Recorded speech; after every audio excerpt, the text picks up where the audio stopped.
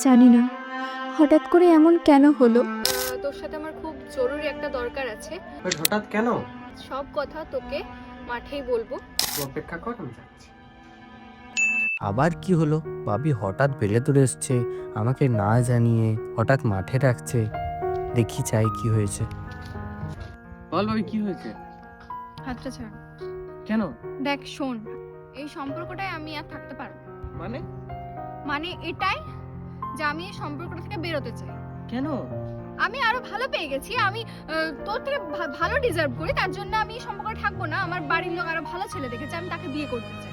তুই তো জীবনে কিছুই করতে পারছিস না, তোকে কেন এবার বিয়ে করতে যাব আমি? ছাড়, তুই যেটা ভেবেছিলি। দেখ আমি তোর সাথে এতদিন ছিলাম, আমি মানছি আমি এতদিন ছিলাম, বাট আমি তোকে ভালোবেসে থাকি। আমি ভেবেছিলাম হয়তো তুই কিছু একটা করতে পারবি, তোর টাকা পয়সা হবে, তার জন্য ছিলাম। বাট এখন আমার মনে হচ্ছে তোর দ্বারা কিছু হবে না, সো আমি এই সম্পর্কটাতে আমি থাকতে পারবো না।